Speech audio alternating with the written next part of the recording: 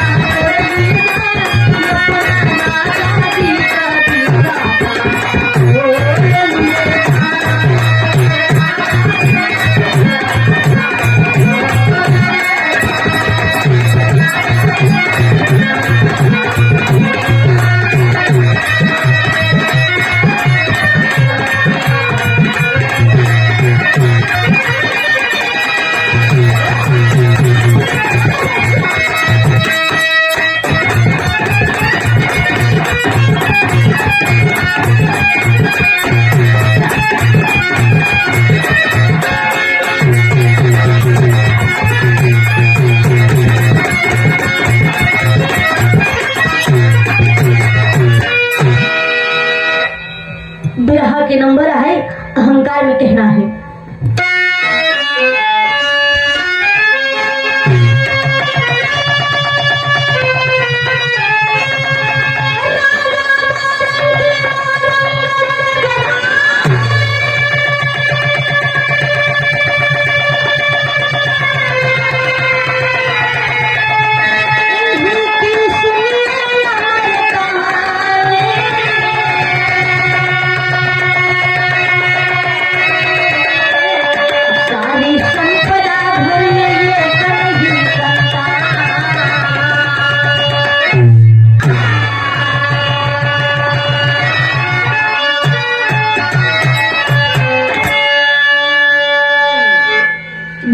सबके सामने पौराणिक दास्तान पेश है। राजा मोरंग बड़े धर्मात्मा राजा थे, उनकी रात राजधानी मोरंगढ़ थी।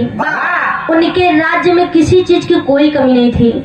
दुनिया के सारे सुख सुविधा ऐश्वर्य राम उनके कदम चूम रहे हैं, लेकिन एक औलाद बिन उनकी गोद सुनी है। संतान के बिना पूरा राज्य सोना दिखाई दे रहा है। राजा इसी बात से दुखी रहते हैं कि मेरा चौथापन आ गया, मेरे सर के बाल सुन हो गए, फिर भी मैं आज तक संतान विहीन हूँ। राजा इसी चिंता की चिता में दिन रात जल रहे हैं कि मेरे मरने के बाद मेरे खानदान का चिराग गुल हो जाएगा और मेरे कुल में दीपक जलाने वाला कोई नहीं बचेगा। होता क्या है, ब्याह में कोवली लगी।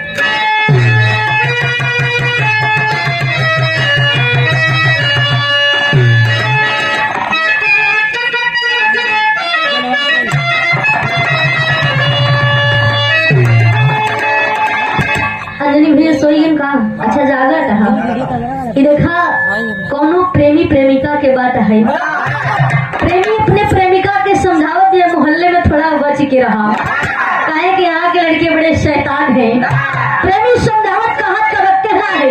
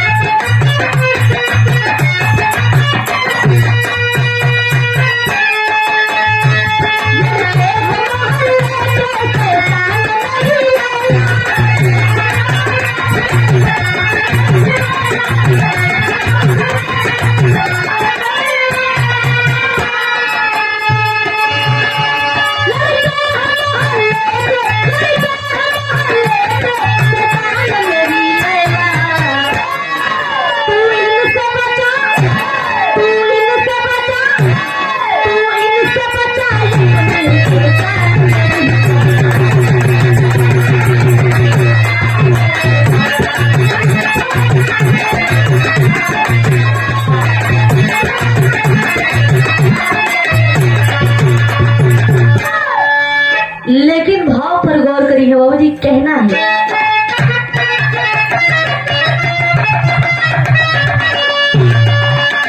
ये देखिए एक बार फिर से परम आदि पंसधे एसबी मास्टर श्री श्याम बाबू यादव जी इस राय इनायत पट्टी की धरती से इस कव्वाली पर प्रसन्न होकर 51 रुपए देकर सम्मान के बदौलत नमन है, आशीर्वाद की कामना है। कहना है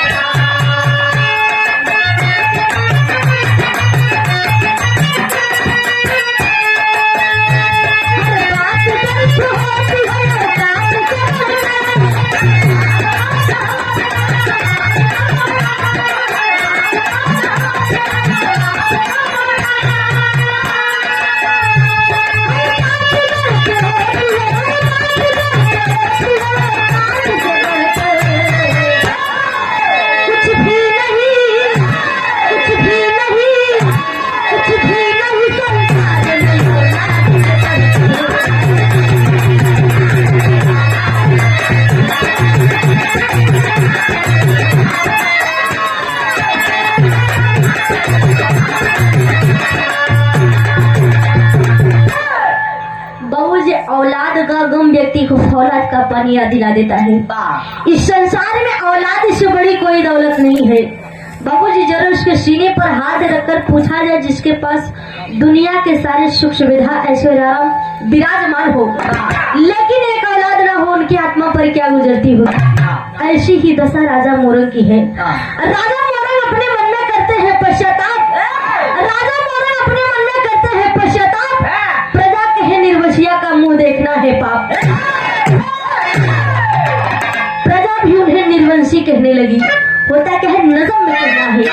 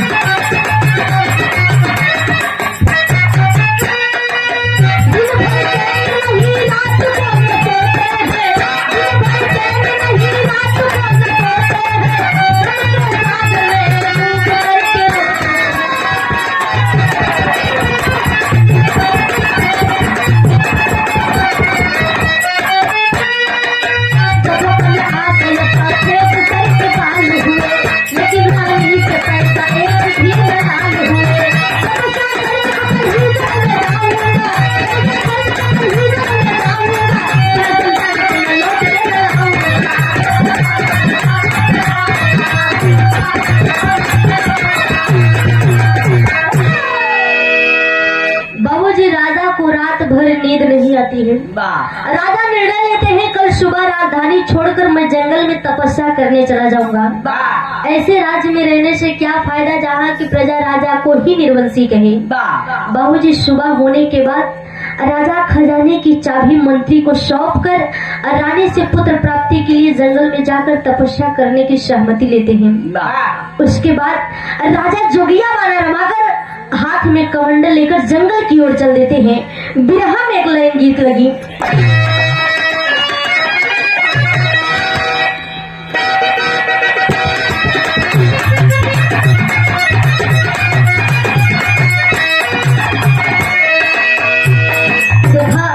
बिरहा में बड़ी पुरान तर्ज है, जितने पुरान वो उतने रसदार है।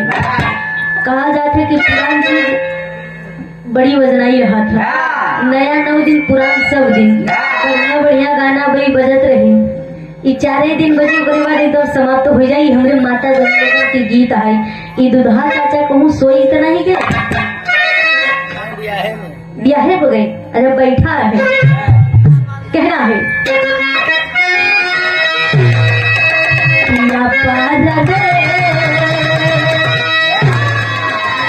पिया परदेस गइले ताज लागे पिया।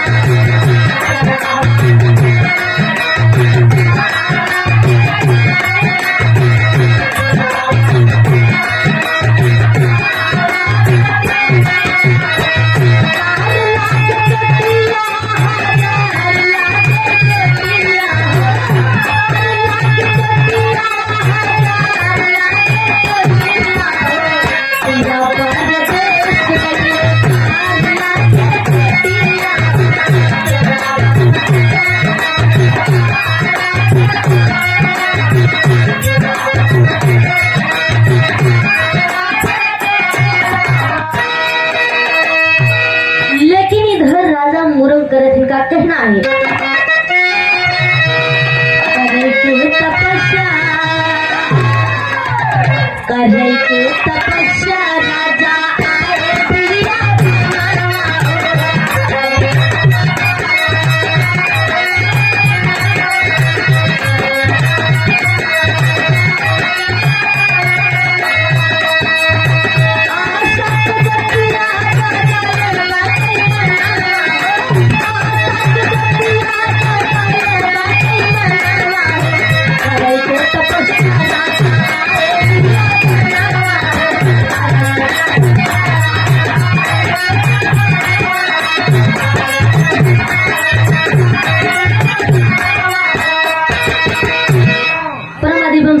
इस कार्यक्रम के आयोजक श्री रामोभिलाष यादव दुधार चाचा बनकट की धरती से बहुत सारा आशीर्वाद देकर सम्मान की चौड़ों में कोटि आशीर्वाद की कामना है।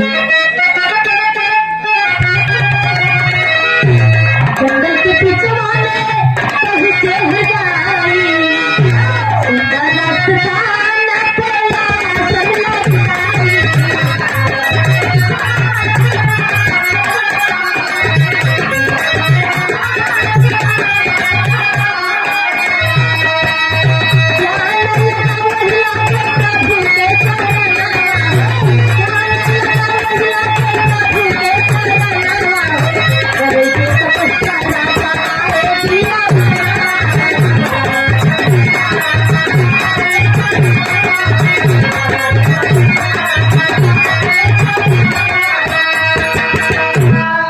बाबूजी राजा मोरंग जंगल के बीचों बीच पहुंच के एक सुंदर स्थान देखकर वही आसन मारकर बैठ जाते हैं और धुनी रमा देते हैं।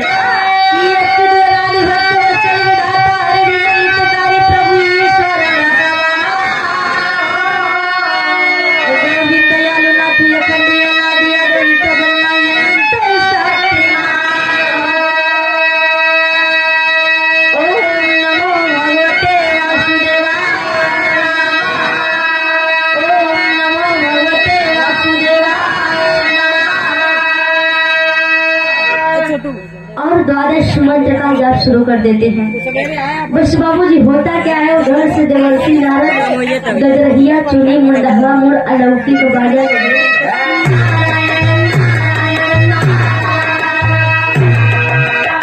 करते हुए इसी रास्ते से जा रहे थे। जब उनकी निगाह राजा मोरंग को पड़ती है तो वो चौंक जाते हैं। बाप रे, तो राजा मोरंग है, इनका क्या कमी होगा जो इस जंगल में तपस्या करे चलाई है।